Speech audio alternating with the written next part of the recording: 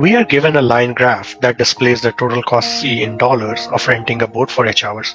C is the cost, H is the hours, and it's a line graph. The question is, what is the relationship between H and C? So we can write a general equation between C and H as C equals slope times H plus some intercept. And we know from this line graph that 0, 5, 1, 8, 2, 11, and so on are the values of H's and C's, which should satisfy this equation. So let's plug 0, 5 in this. C has a value of 5 equals slope times 0 plus intercept. So slope times 0 is 0. So intercept is 5. Now our equation becomes C equals slope times H plus 5. Let's plug in another point on this just to get slope out of it. So C has a value of 8, slope, and at that point H has value of 1 plus 5. So that gives us slope equals 8 minus 5, which is 3. So our equation becomes C equals 3H plus 5. The answer is C. We are given a histogram above, and we have to find the average number of seeds per apple. Just an approximation. So for that we need to evaluate the total number of seeds divided by total number of apples. And we know we are given 12 apples, so we need to evaluate the total number of seeds. So let's understand this histogram. We have number of apples here and number of seeds here. So this bar represents 2 apples have 3 seeds each, so it can be written as 2 times 3 as the 6th number of seeds.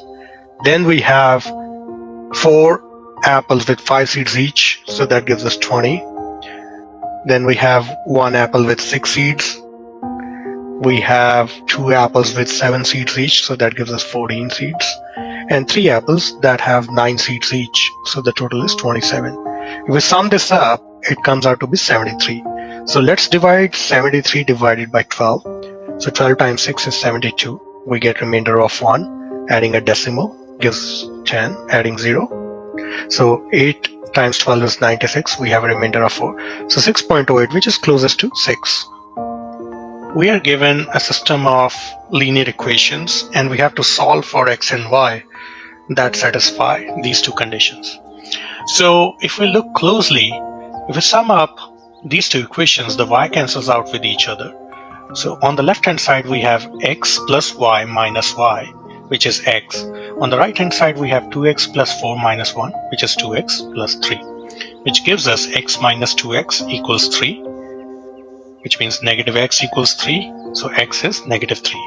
Among all these 4 options, there is only one option that has x equals negative 3. So the answer is B, and we don't need to solve for the value of y.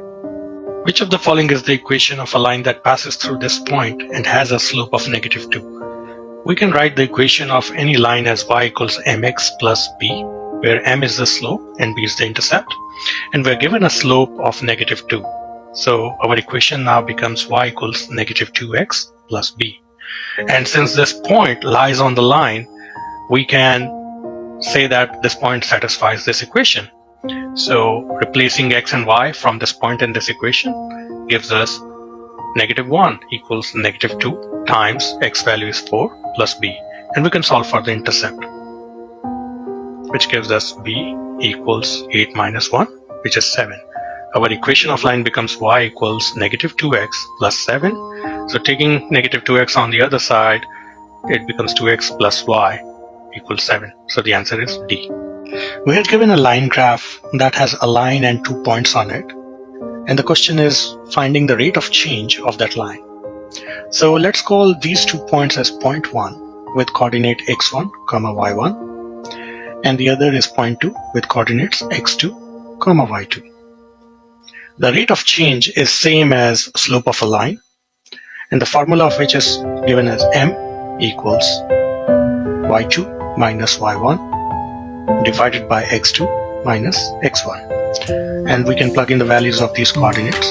So it is negative 1 minus y1 is 3 divided by 0 minus x1 is negative 3. which gives us -1, -3 is -4, divided by negative of -3 is 3. So the answer is A.